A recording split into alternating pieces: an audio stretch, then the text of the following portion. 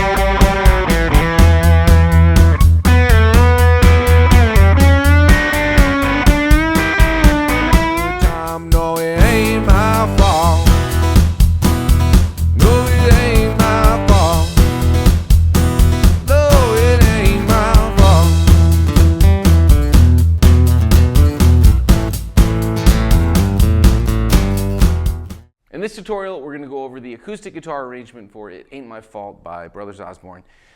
The track, jam-along track, as always, is really stripped down to just the two guitars and the bass and drums and the vocals so that we can get a pretty clear understanding and hear pretty clearly what's going on.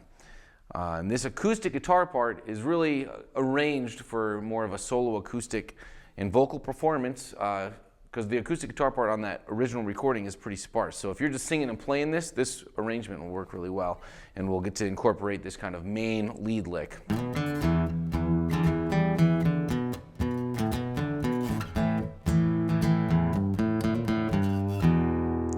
All right, so we're going to start by learning that. We're sliding up here to the 7th fret of low E, 5th fret of A, and then both the low E and the 7th fret of A. Then down to 5th fret of A, 7, up to the 5th fret of D. So far we have 2, 3, go. Now back down to the A string, 7, 5. So around this E chord for this first part. Then we're going to an A power chord. Back to an E. Then it repeats here. To the A again. Stay on the A.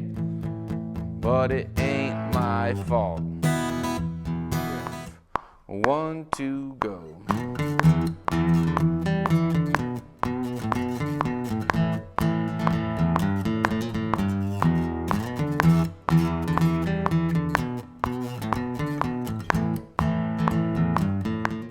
In this tutorial, we're going to go over the lead guitar parts, except for the solo, which we'll do in its own tutorial right after this.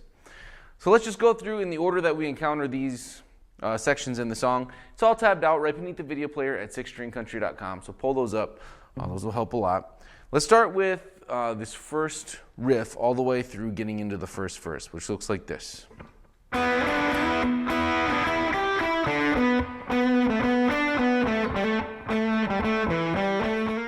I'm going to break this solo up into two sections. It's all tabbed out beneath the video player at sixstringcountry.com, so pull those up.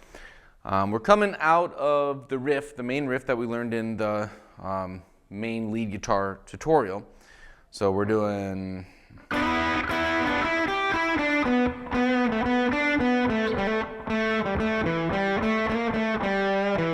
Then the solo starts, and I'll go nice and slow here, then we'll break it down note by note. And at the very end, we'll play it with the metronome. So it looks like this.